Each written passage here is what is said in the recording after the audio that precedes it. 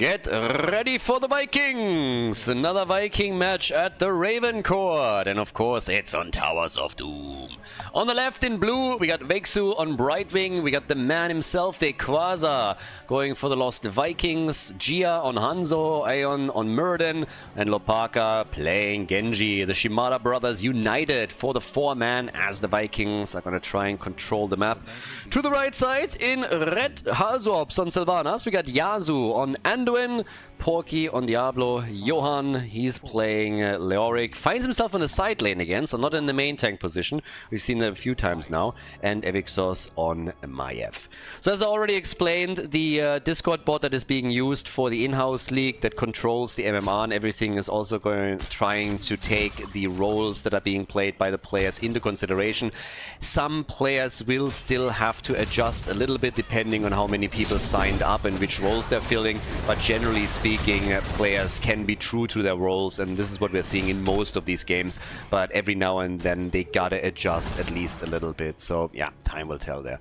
But as we're going through all of this, we now have on our map already a bit of action going. If you're playing with the Vikings, obviously one of the big advantages that you're having is that you can control your 4-man on a single lane and try and get as much value there as possible. You force the opponent to really react to the experience grab of the Vikings, and that's what we are going to get there eventually, because Leo, he can rotate between the mid and the top lane, but there's going to be some other heroes that also have to make a bit of a move.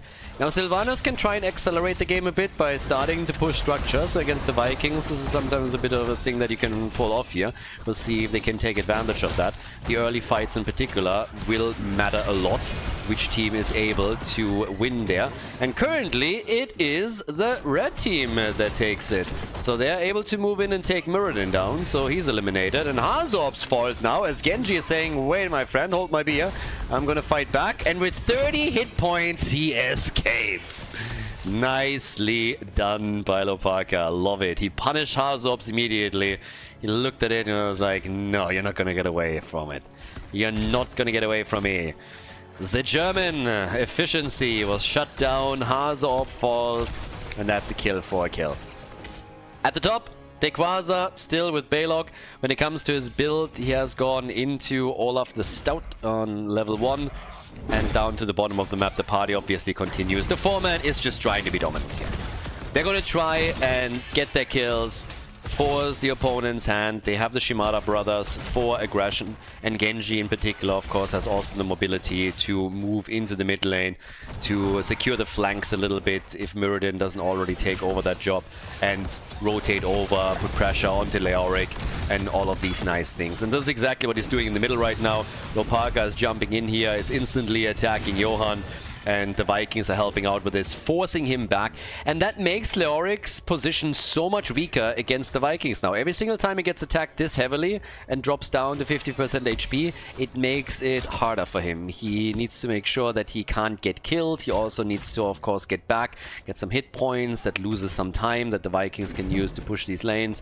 So Quasar playing a very solid game thus far and getting the assist from Genji whenever that's possible, whenever Diablo is in the mid lane. With the first objective coming up, they're already trying to steal everything away here. Quasar isn't quite getting that yet. Johan riding into battle on the stylishest mount with the money pick, of course. So that's some extra points for him. The rumors persist. They keep persisting. They keep persisting that maybe there is really an inherent advantage of running the money pick. So allegedly, if you have the money pick, you're 5% faster than players that run another mount. I can neither confirm nor deny these rumors, but they keep popping up. So yeah, people keep talking about it. And I mean, you know, where smoke there's fire, who knows. Muradin gets killed, so he's gone. 2 kills to 1 now. And they're going in again for Gia, looking for a kill. Yeah, not quite happening there. But of course, they want to go for the channel. They're about to lock that in. Shots are being fired, and the Vikings are trying to take over at the top, but it's a little bit too late. Quasar is not able to grab it here, but it was pretty close. So the red team is currently dominating, at least in the fights. The teams have both grabbed level 7, but it's going to be the red team that walks away with 2 out of the 3 altars in this game. So yeah, job well done by them.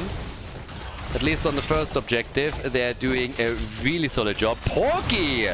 Ooh, Porky gets killed. So that's another nice now counter kill from the blue team that still hasn't given up on that particular one. So they're still trying to take this one. And, well, they are doing a pretty good job here in the attempt to take this. Hasn't quite worked out for them yet, but yeah, with the last hit against the Vikings, as we can see, the third altar eventually goes to the red team. They had to fight for it a little bit more than initially expected, but while this is all happening, they also took the pumpkin camp down at the bottom of the map. In experience, the teams are currently even, so that's all good still. Ooh, but Muradin gets caught again. That's a bit unfortunate for the dwarves. So this is actually the third time that Muradin gets killed. So Muradin died 3 times. I mean, obviously he's the one that takes the blunt force up at the front, and if Diablo finds a good angle and Maiev follows up with the tether, then he's just going to be minced meat. But he needs to be a bit more careful here. That's 3 kills to 2. Experience is still coming in. Muradin is now back. So Iron is riding back into battle, and the numbers advantage gave the red team an opportunity to move over and take the pumpkin cap away from their opponents. So they were able to steal 1, and now both of the teams coming in right away with their level 10. Little bit of a faster level 10 for the red team, which they are going to claim any moment now. But the blue team isn't trailing too far behind, so it's not too bad. Disc is in, Apocalypse gets used, but they couldn't really do anything with it. Another wall stun attempt this time against Muradin, but he gets out. Light Bomb is also available. And we got the Vikings with play again. Went obviously into the spin to win on level 7. And they're still spinning to win. They're still trying to get the AoE at the top, at the mid lane, clearing this as best they can. The next fight is popping up though. Hanzo connects the arrow. There's the N2. Muradin had to jump out and pop Avatar. Well, Parker is also still in it, and if Maiev gets another tether here, then Muradin has a problem. And a pretty big one at that. So, down to the bottom of the map, yep, Dequaza is already sitting tight, gets the channel through. They're playing it out in the middle, and Muradin was able to jump out. Dequaza loses Olaf, but since they're already locked in 1 altar, I think they are totally fine with this. Still interrupting, of course, Johan whenever they can. We have still the fight over this middle altar. And now another Viking gets destroyed. So the Vikings, they will slowly come back. And the longer this lasts, the more freedom for Balog up at the top, of course, too. Genji with the interrupt this time. Johan wasn't dissuaded previously. But Balog has more and more time up at the top. He's getting these structures. He's starting to take these towers down. Dequaza gets also more experience for the team, so the longer this lasts, the better for them. Genji moves in from the back once more and starts to interrupt the channel. They have even given up on this yet. Hope for another kill here. Muradin is already jumping out. There's the light bomb, and Brightwing is dead. So the red team losing another hero. But still no channel for them. The arrow is in, and there's the hits. Porky with a good combo on Muradin. Couldn't quite follow up on the arrow, which is obviously tricky for him. I mean, again, whenever you have some of the US players playing cross-server, then it's a bit dicey if you are trying to execute proper combos with somebody else on the team that doesn't suffer the same delay that you do. So getting the coordination between them is not perfect here. Hanzo came in with that arrow, Diablo on the other side for the other team with the Apocalypse, so both trying to use their stuns as best they can. The Vikings were sneaking onto the altar though and channeled it, so now we have 28 to 32 points on the respective course, with the blue team taking a slight lead here. But yeah, some of the combos therefore not quite in lockstep. But we have nearly level 13 now. Disc for Maiev also ready again. Most of the ults are actually up on their side.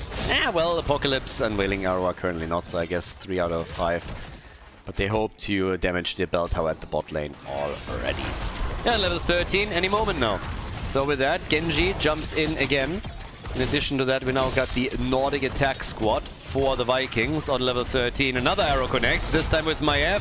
Anduin is doing his job instantly and pulls out of harm's way. And they're turning it, but Brightwing has the heal.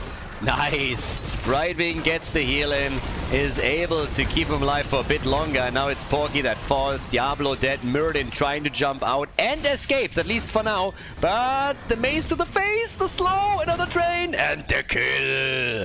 Well done by Leoric. He gets the kill on Muradin. 5 kills to 3 now. But there's still a leading experience for the Viking team. Sylvanas also gets absolutely shredded here.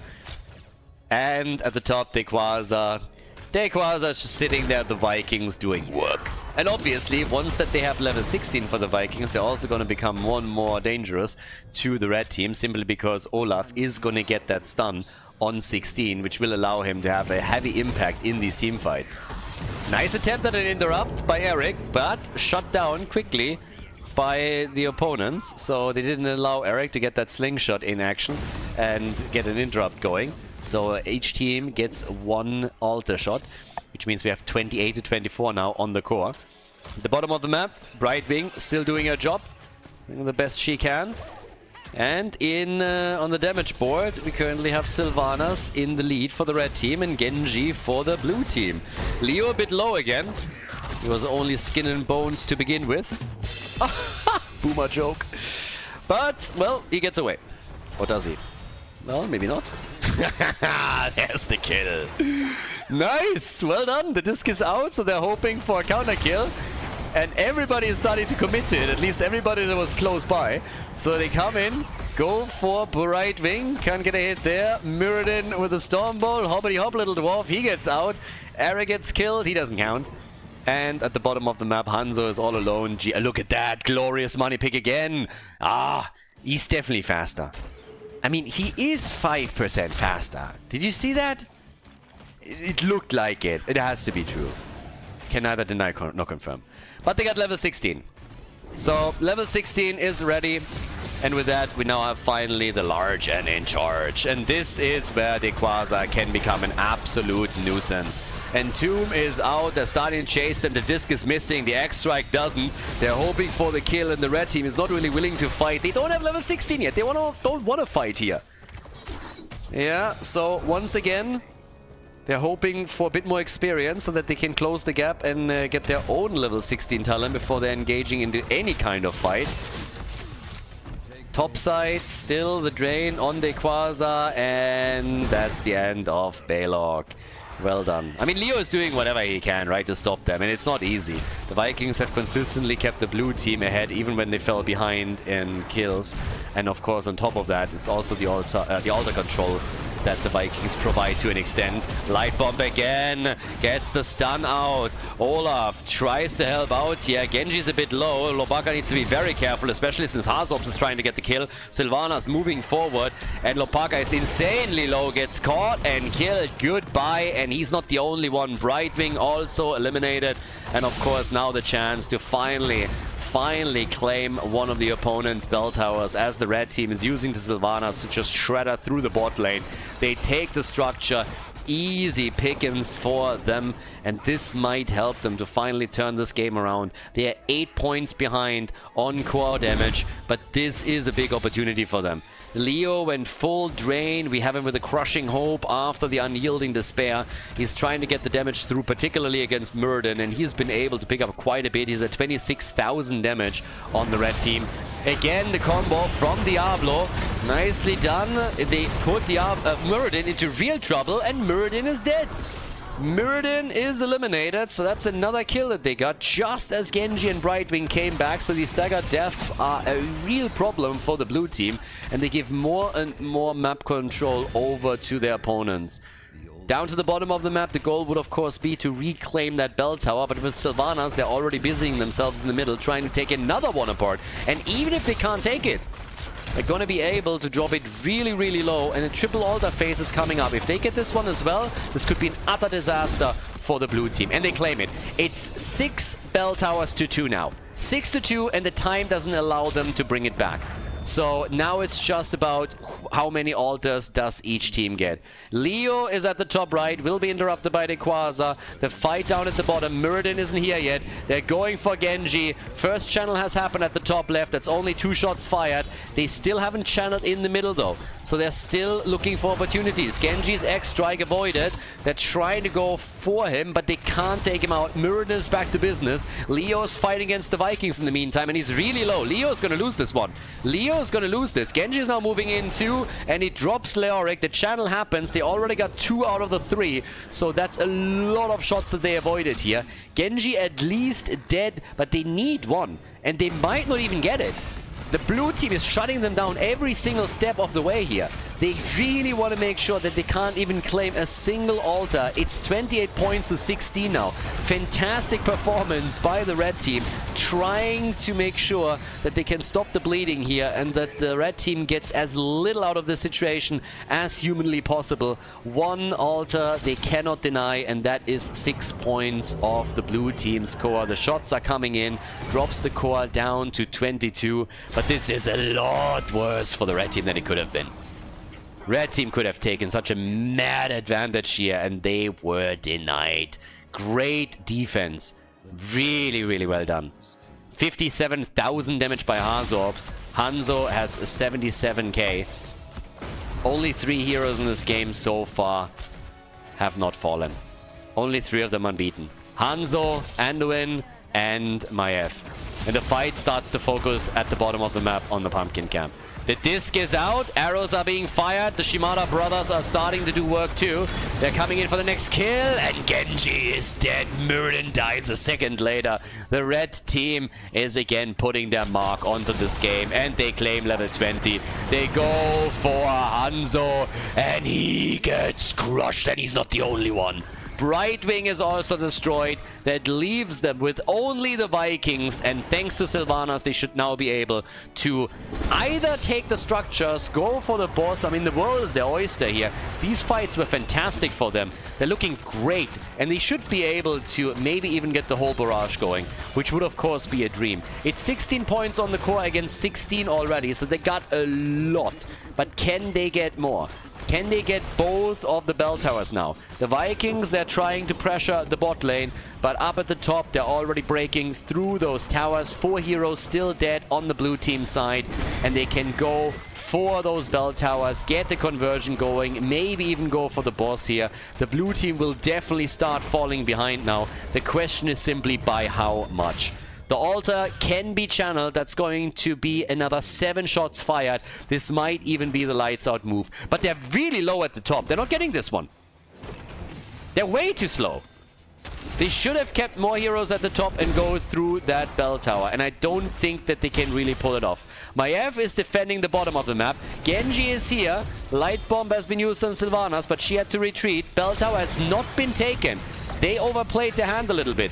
Bottom of the map gets channeled at 6 shots fired, and they kill Leoric. Leoric is down, but the red team just lost a hero. 10 to 16 on the board. The defense still going strong there. This could have been played better. They got a little bit greedy on this. They wanted everything. And now they got, I don't want to say nothing, they at least got 6 shots fired, but they could have done so much more here. And now the mid lane is going to be retaken. The blue team, they keep themselves in this game.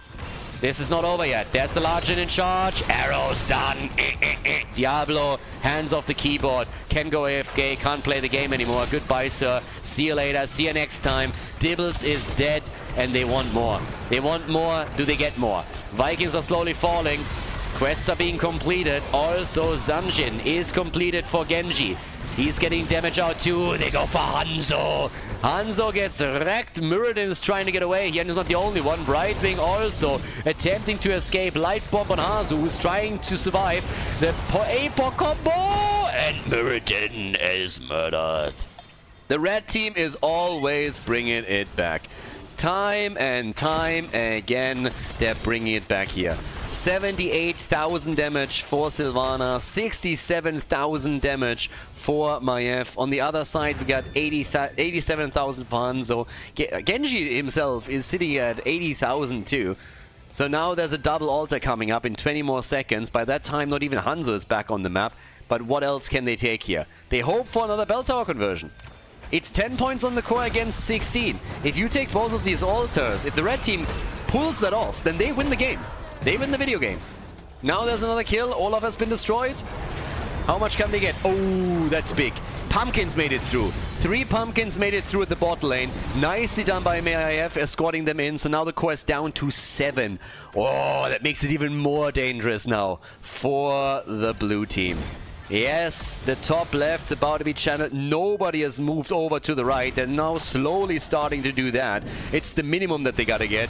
And she is escorting another 3 through. If they get 1 in this is game. This is game! Yes, the shots have been fired! Sayonara, baby! This is it, a victory for the red team. 19 kills to 8. GG, well played, as they lock in the MMR ranking points at the RavenCourt.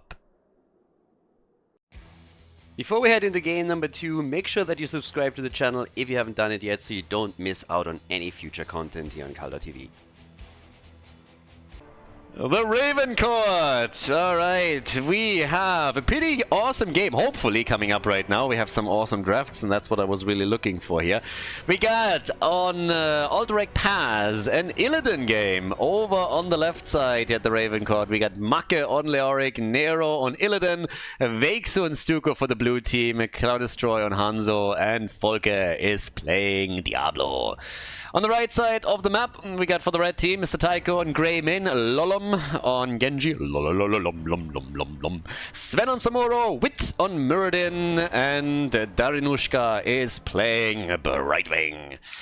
Okay, so once again, the live games for the RavenCourt are always on Thursdays and Sundays, and there's multiple lobbies that are hosted at the same time, so I can't cover all of them live. And we always try and catch up on some of the interesting drafts and good games afterwards, in the days after that, on the live stream on Twitch, obviously. In this case, we now have an Illidan game, and that immediately triggered my interest, and I was like, alright, we're gonna have to at least cast that one as well. But if you're wondering why in some of the games there's no draft, that is the explanation. Now, Illidan up at the top has gone into the Battered Assault as his level 1 talent. We got Samuro also with the Way of the Wind on the other side. So there's a lot of blades involved in this game. And, well, interestingly enough, we also have Macke. I've already highlighted that there's quite a lot of players that have now come back for these RavenCourt matches. And if you're not familiar with what you're seeing here, this is pretty much an in-house bot that is hosted on Discord. There's a website as well, linked in the description. And all of the games of this particular season will eventually funnel into a tournament with a Captain's Draft style mode that will be hosted. So all of the players that are participating here, including Macke, Lauber, and obviously the usual suspects as well. I mean, we've seen Ultralisk, we've seen Hazo and a lot of the boys.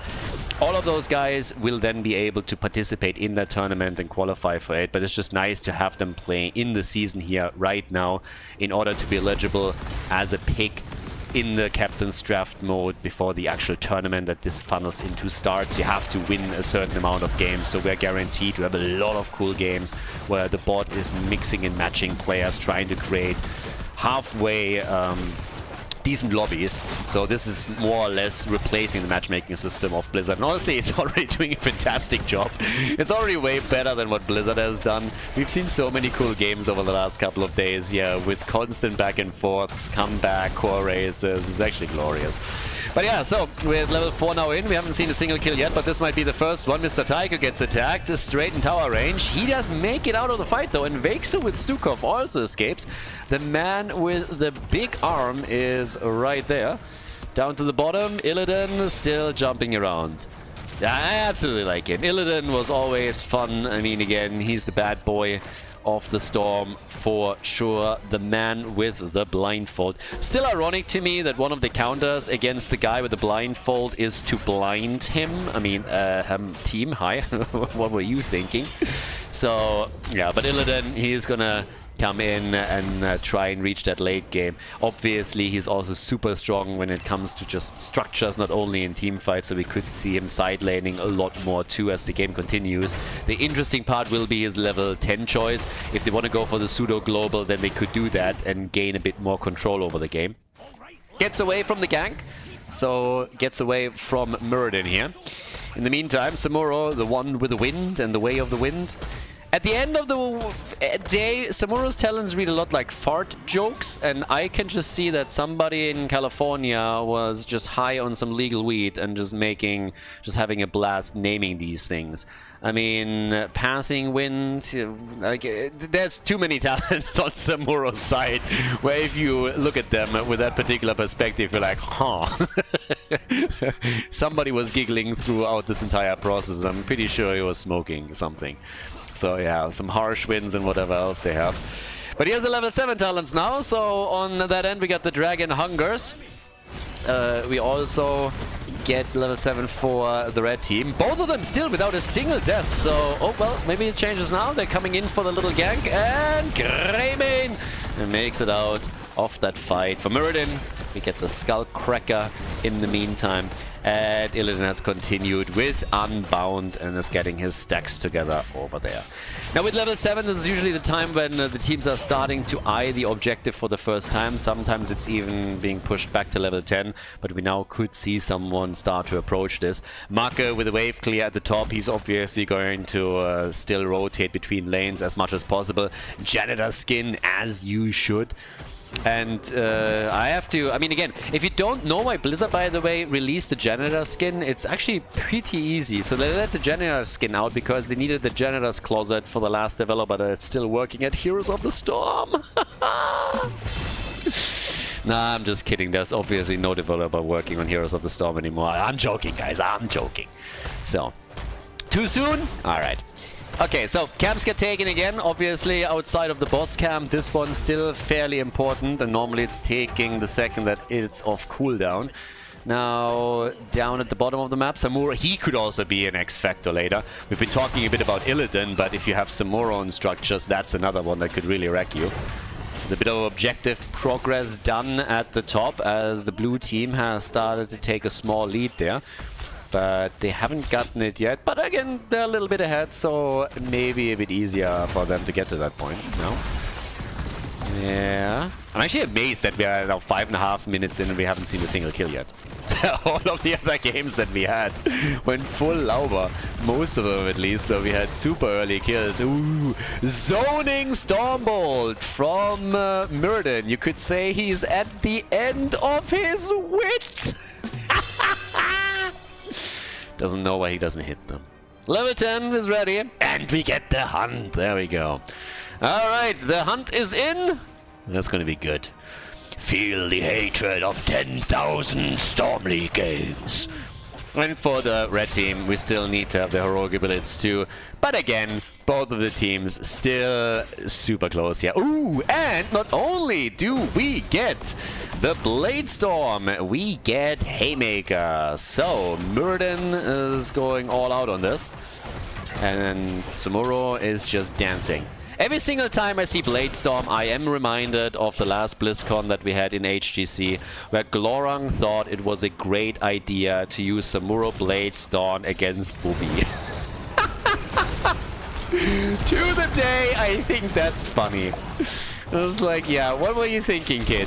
It was a very enjoyable moment for a European fan, but it was also a little bit tilting because I really wanted a close game. But yeah, even the boys on the side of Tempo Storm that I talked to later, they were telling me just straight up, dude, we have no idea what was going on there. We thought it was dumb as well. But yeah, so some very nice presents for Whoopi, making his life a little bit easier. And honestly, when I saw Whoopi's face when those ping happened and that smile, I was just like, alright, this is gonna be good. But yeah, generally I have nothing against Blade Storm. I think it's kind of fun, but obviously when you find yourself in one of the final games at BlizzCon, you might rethink your choices a little bit more. Always accounting for the meta back then as well, of course. But yeah, either way, 2 kills to 0, so the blue team has been a little bit more successful up to this point. Now that they're also grabbing the objective, things are looking up for them. Wit jumps in again. Oh, gets the Haymaker out, trying to isolate Stukov, but he gets easily out of that. Ooh, Hanzo! Nah, he gets out too. So yeah, they're actually starting to control this quite nicely. Oh, the hunt! Get wrecked, Fruit Fly. Brightwing dead, but so is Illidan. So Illidan went there. Totally worth it, by the way. Hashtag worth it.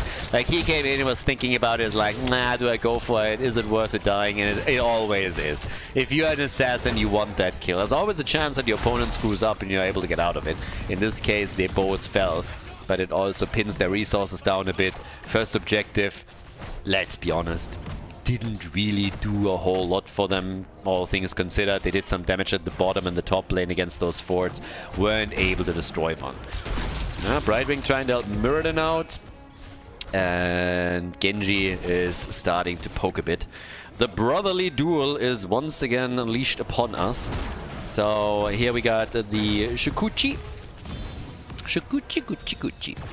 And Hanzo gets wrecked. Damn. Genji actually killing his own brother here again. Woof, the Kinslayer, look at that. Yep.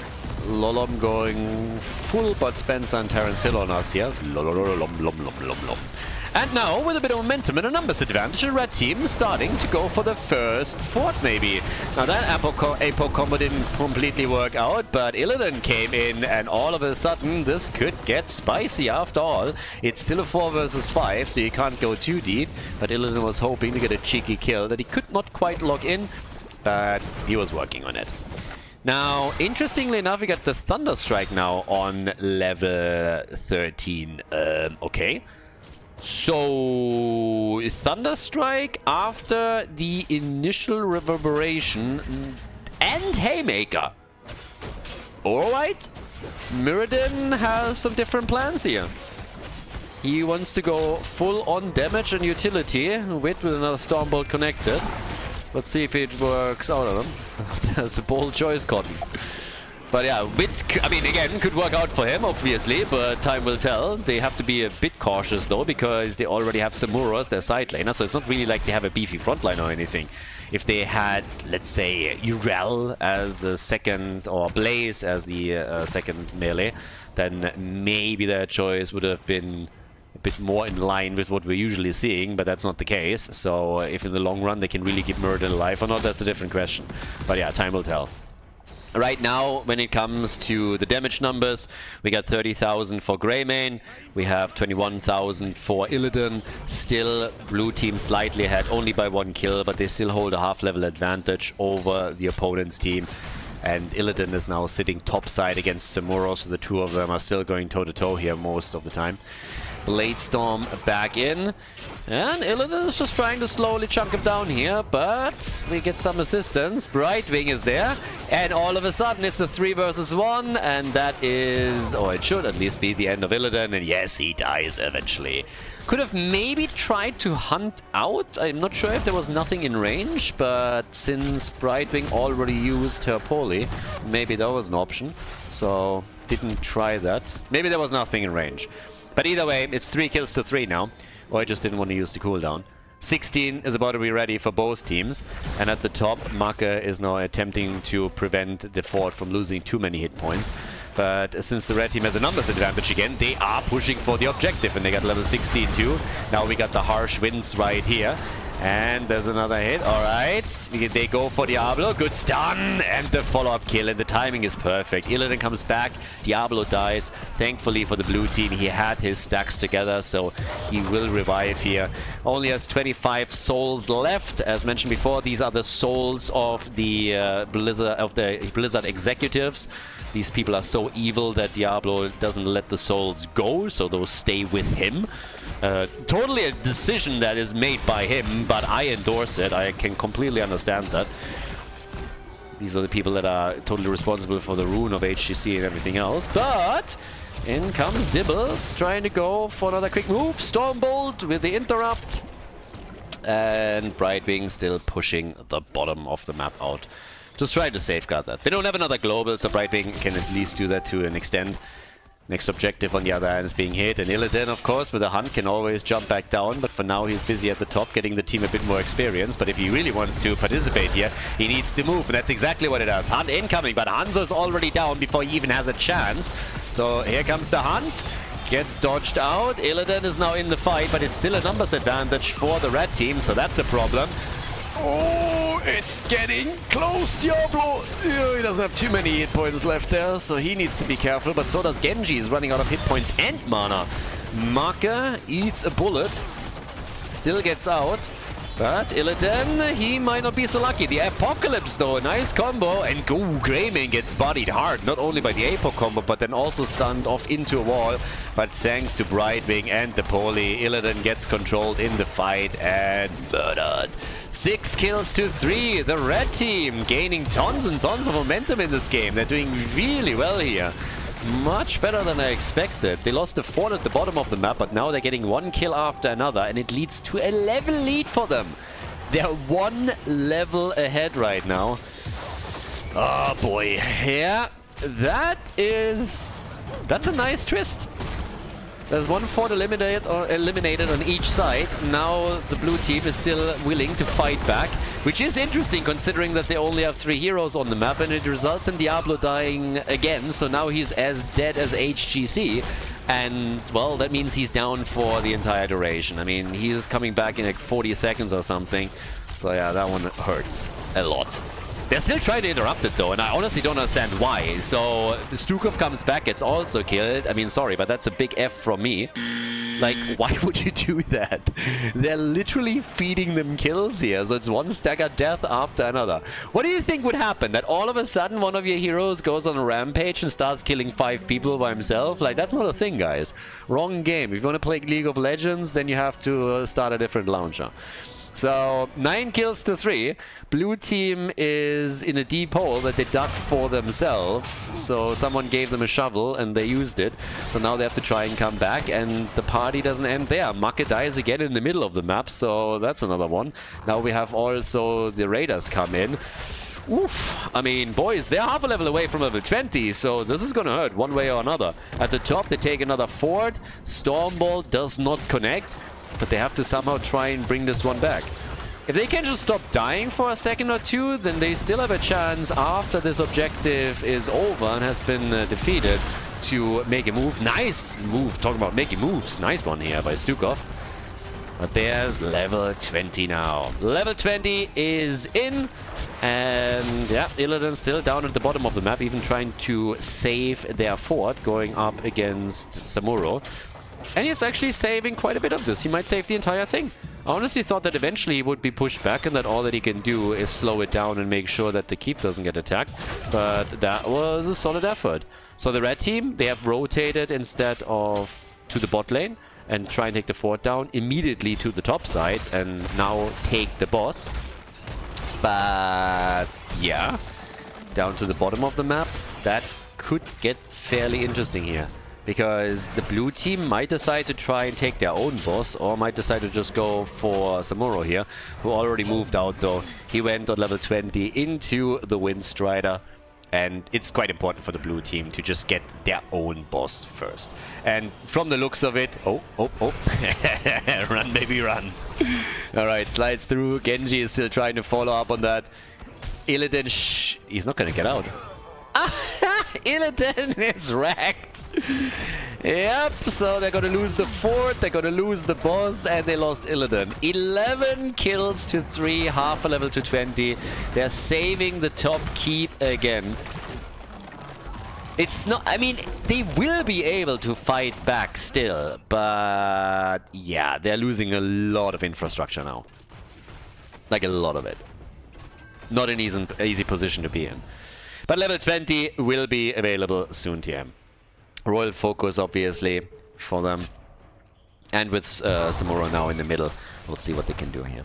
Also, by the way, for everybody that didn't know it, if you have not watched the Nations Cup yet, if you haven't been at the offline finals in Berlin, the playlist is on the YouTube channel. So if you are among the few that have never watched this, I can only tell you, do it, you can thank me later. Best tournament that we had in Heroes of the Storm ever since HGC was cancelled by Blizzard, and it was spectacular. If you haven't heard of it yet, go to the YouTube channel now, check out the playlist for the Nations Cup, for the finals in Berlin, and queue that up because it is just glorious. Amazing games, great atmosphere, we had a huge crowd there too, and it was fantastic. Multiple casters and pairs as well, so yeah, have a look at that. And in our game, for the RavenCourt. We're now level 20 on both sides. Nowhere to hide. Buried alive. Big talents, obviously. And the Lord of Terror for Diablo. Illidan has now a lot more utility on his ult as well and the range, so they can use that even more so than before, and will use him therefore on the offlane, try to push out those lanes, get them away from the keep. Somebody that is still sticking around, on the other hand, is Lolom though, so he is trying to take that keep down. And Illidan comes immediately in and is like, not on my watch. So he wants to have a one-on-one apparently after he lost the last one. Mirrodin is dead in the meantime in the middle, but it seems like, can he get him? No, but Leo is there too. And Illidan made it out as well. Oh, wild. They go for Samuro, and they might be able to get him. Not quite. Illidan on a 60-second cooldown now.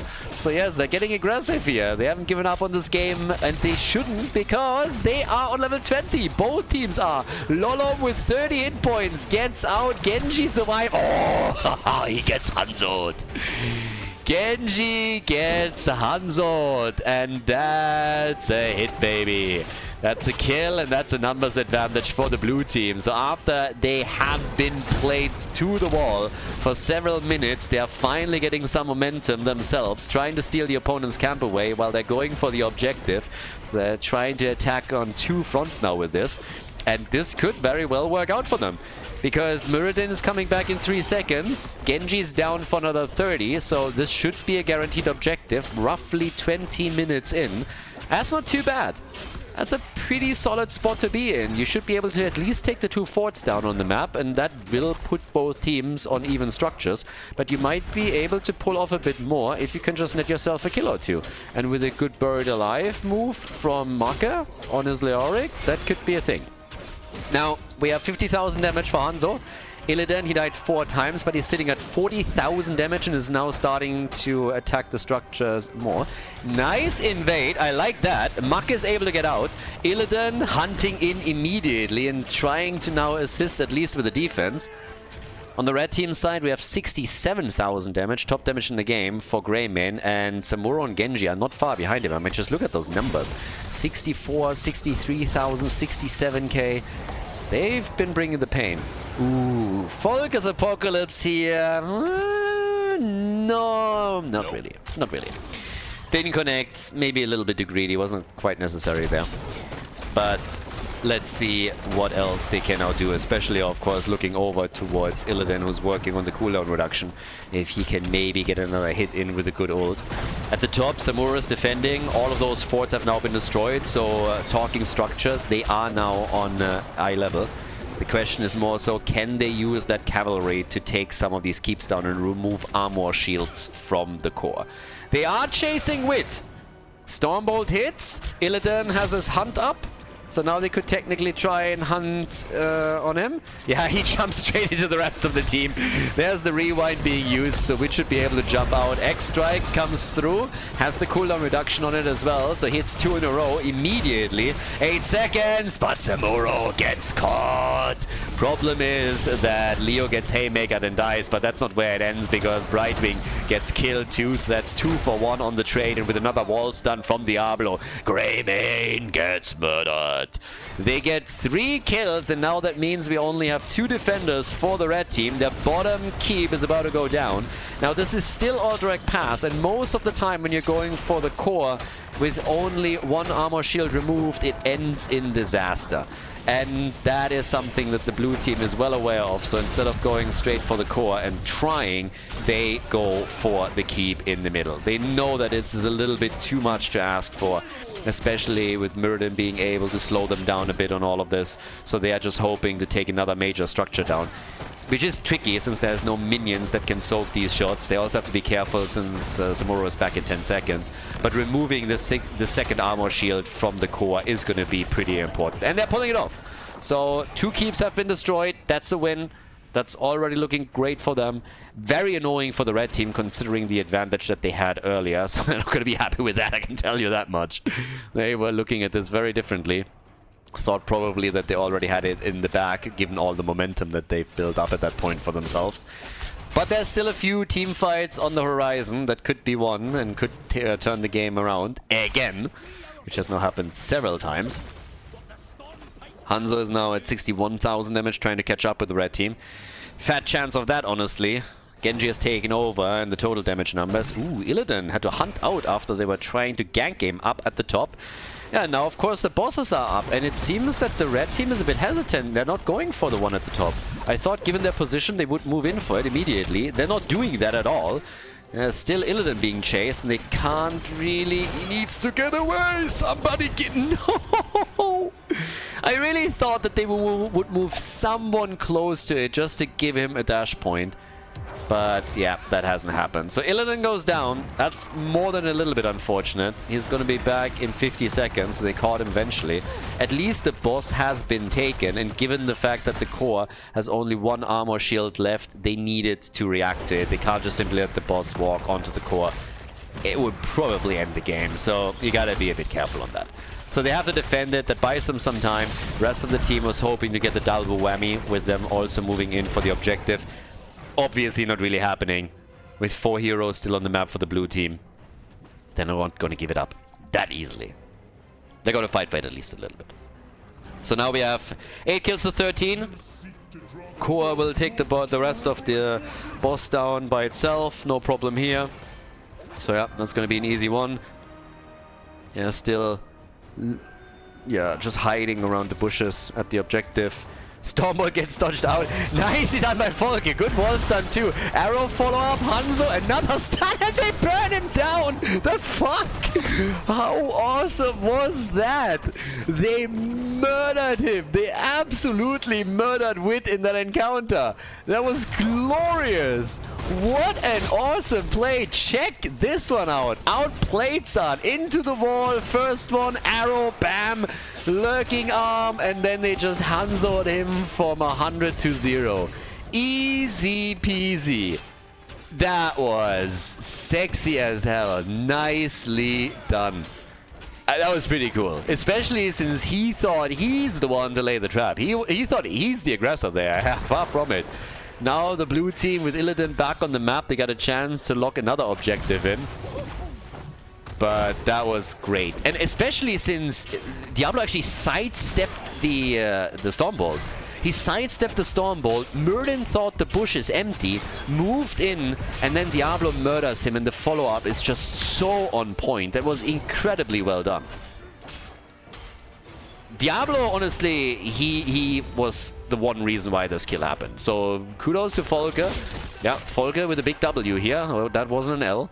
Really nicely played. And that sidestep won them the objective. And now, of course, the question is, what can they do with this one? So, already, we're having another quick stun happening here. Wait is moving in. A lot of terror gets used. They want to go for Murden now that he's back. 5 versus 5. Illidan haymakering Leo away first, but Sven is in trouble, and there's the kill. They line it up, the push, the apocalypse, and the ult of Illidan. The hunt was used. Now we have Genji destroyed too. That's 2 kills, 11 to 13, and a game that looked like it was lost for the blue team is flipping and is now likely going to be won by the blue team. They're on their way to the core. There's only 2 defenders, Greymane and Brightwing. Everybody else is dead. And with 2 armor shields removed, this is just easy pickings. They're going to lock in the victory on Aldrich Pass here at the RavenCourt. Extremely well done and a nice comeback by the blue team. At first, a self-inflicted wound as they fed them kills, and now they brought it back. Well played, and GG.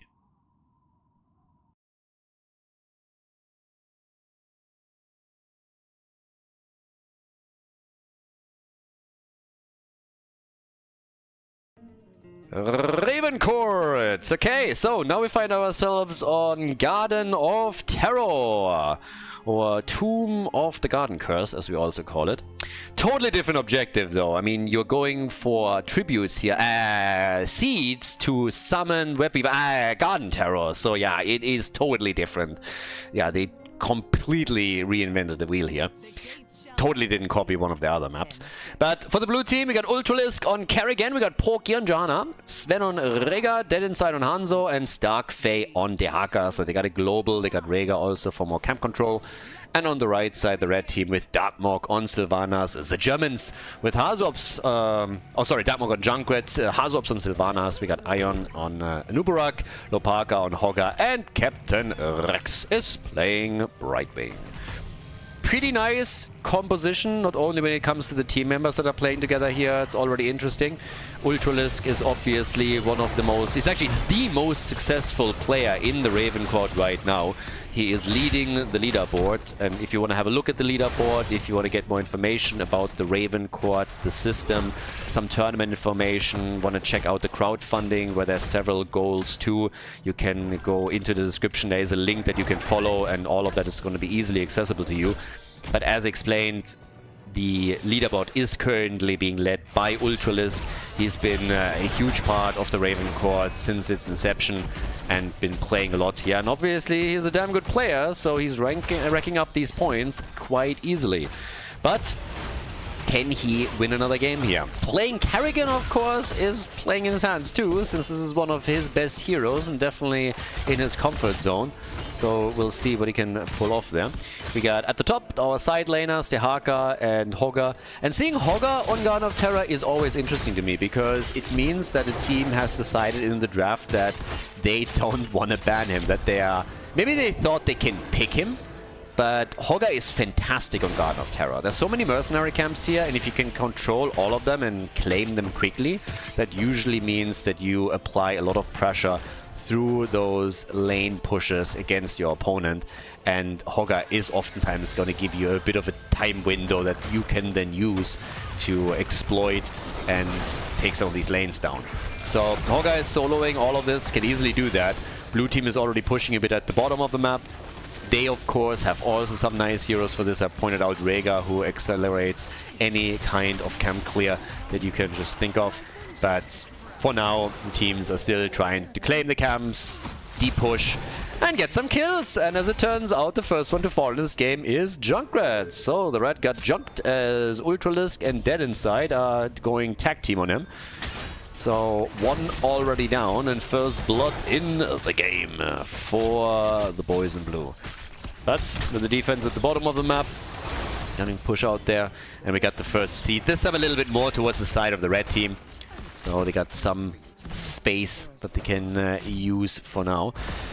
And at the top, seems like Dehaka is doing fairly well. Now, he of course had the assistance of that camp that he took just a second ago, and Starkface is relying on those two siege giants. But if you just look at the situation, he has to hearth out, and that should allow Hogga to eventually do some work. Oh, but that hurts. Nice combo from Ultralisk. Yes, that is why Kerrigan is such a good pick for him.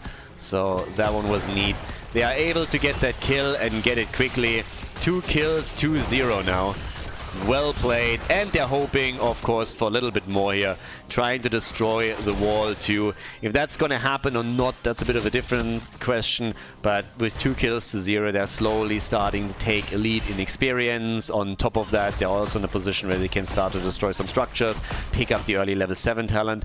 They don't have a big window where they can exploit it by going for the objective, but again, all of these things can add up over time if you don't make any massive mistakes or anything.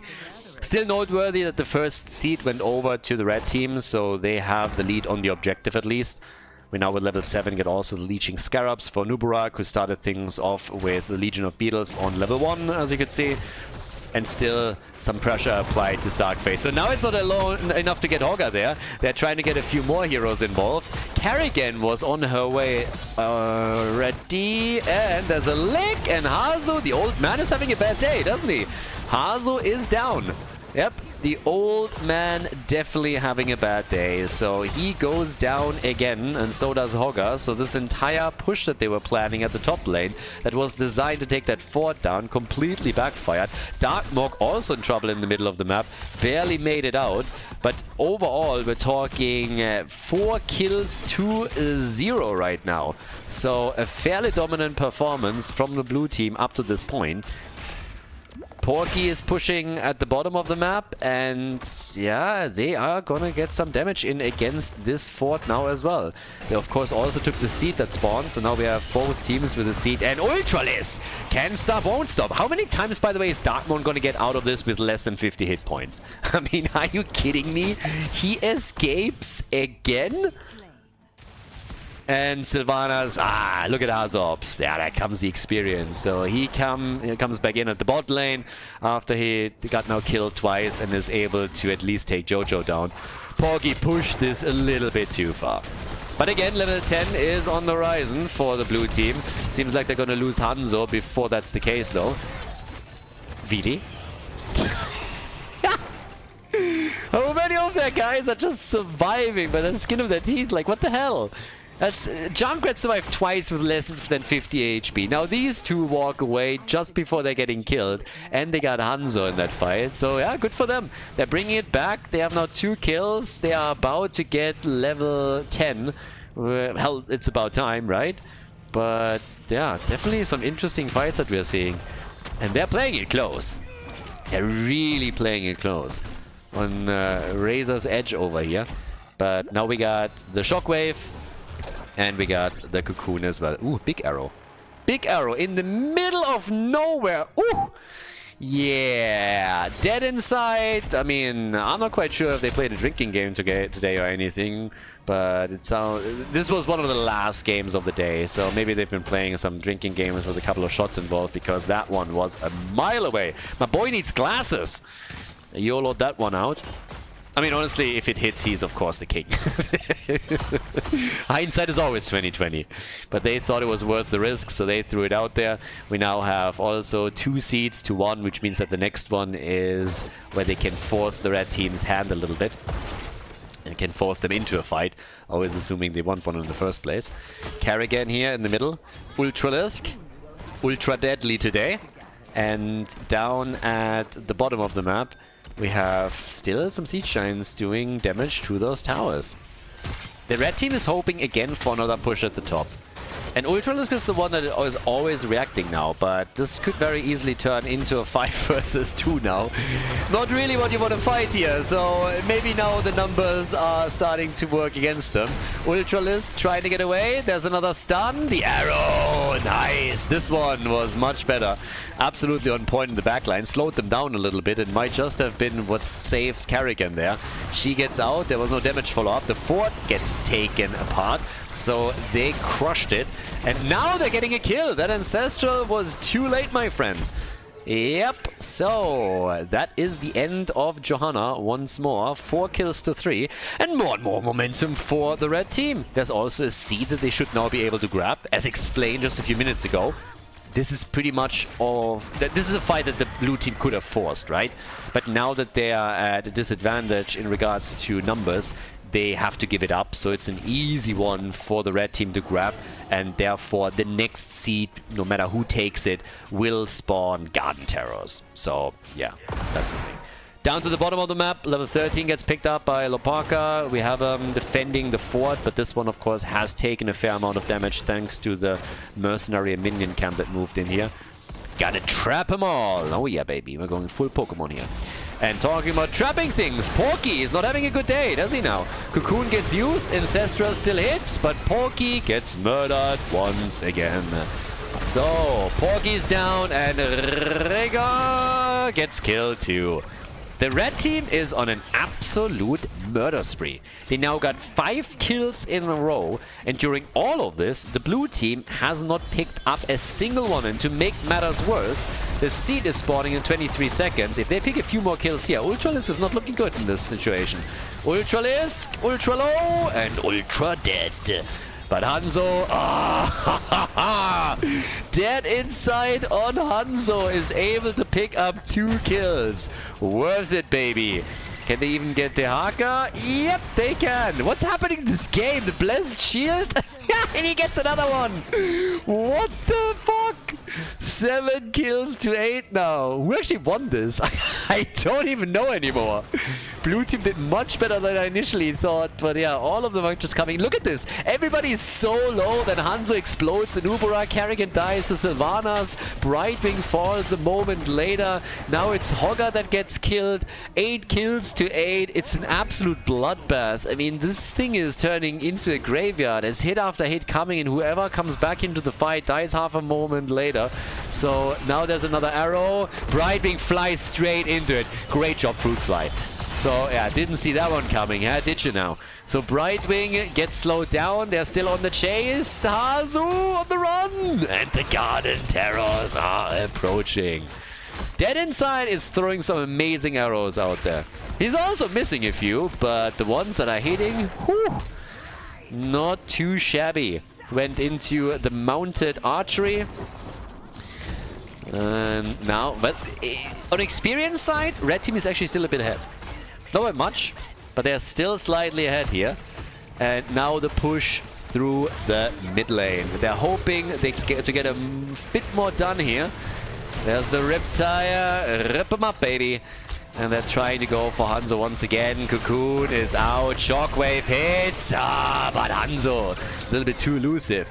Those Garden Terrors are still active. At the top, at the bot lane, and particularly the bot lane is something that should worry the red team. Now they have a level 16 talent advantage, which is why they're trying to fight now, but they're losing a Nubarak, so instead of getting the kill that they were hoping for, they're losing more ground.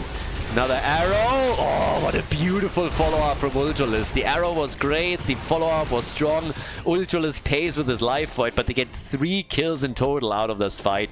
So now it's 11 kills to 9. Up at the top, we got another fort about to be destroyed, and Hogger in the middle gets also killed. They're chasing the Fruit Fly, and Trashwing gets crushed. So the experience lead has shifted into the hands of the blue team. We got a massive lead in kills now, and they're going to take the last fort out too, which means all 3 have been destroyed. So a big advantage in infrastructure for the team here. 48,000 damage for Hanzo. Some great moves from Dead Inside throughout the game. And on top of that, we have now 30,000 damage for Sylvanas. Hazorb showing the youngsters how it's done here. Dying a few more times than he usually does, but still bringing the damage out. Porky has to, of course, struggle with the extra ping here too. But he's currently sitting on 3 deaths and still doing a good job with Jojo up at the front. It's getting fairly easy for them to maintain that lead, I suppose. Now, there is obviously a really easy way to get back into the game for the red team, win the next team fight, and claim the objective. If they can do that, then we are easily talking about 2 destroyed forts, at a minimum.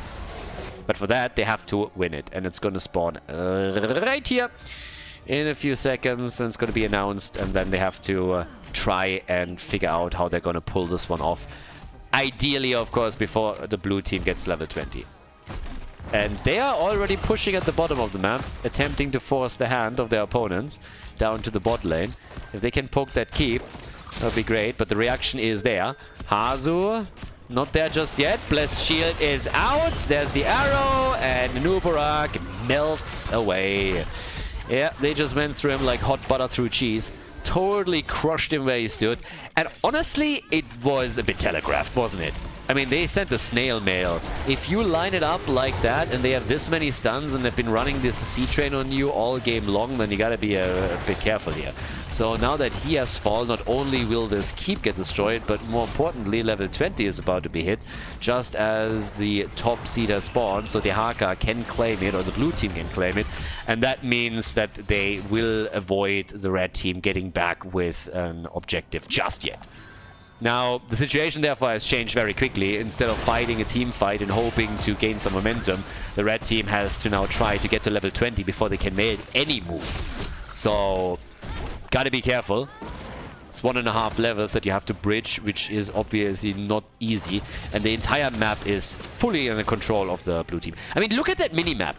They literally are painting the entire thing blue. There's not a single camp on the map that has not been taken by the blue team. Not one. They claimed everything. And now there's another seed that they can take. It cannot be contested. So much experience to take before they can even dream of getting that level 20. It's actually ridiculous. 15 minutes in, blue team can't do a lot. There's not a lot up. They could probably push, but right now we're having the seed about to be gathered, I suppose. And for the red team, this is all fine. I mean, again, they gotta sit back, they gotta play it slow, they gotta wait for those minions to come in, grab the waves, and try and take that apart. It's the only thing that they can really do, and they're currently doing as much as they can, given the situation that they're in. As long as the blue team doesn't push for another fort, they're gonna be fine. But down at the bottom of the map, of course, now, we also have siege giants coming in, catapults are starting to become more important, more dangerous. The next seed hasn't been announced yet, and the next seed is going to start another objective for sure. The problem is it's on the left side. So this is actually like a better position for the blue team. It's an advantageous situation for them, making it even more annoying for the red team because they were hoping to fight for the last two and they just simply couldn't. Now they are forced to go into enemy territory where there's even a fountain close by, since the fort in the middle of the lane, in the middle of the map, has not been destroyed yet on the blue team side. So, bit awkward. But they have to take this fight. They can't just simply let it go. They can neither afford to lose keeps nor afford to lose the core. Yep, so let's see what they can pull off as this. I'm actually a little bit curious how they play this. Brightwing is still defending. Yeah, the siege giant skilled at the bottom of the map still has to also try to deal with this, or they might lose another keep.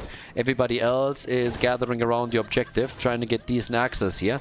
In an ideal world, they would of course hope to wrap around and get another stun combo executed like they did previously, with Porky leading things off with a blessed shield.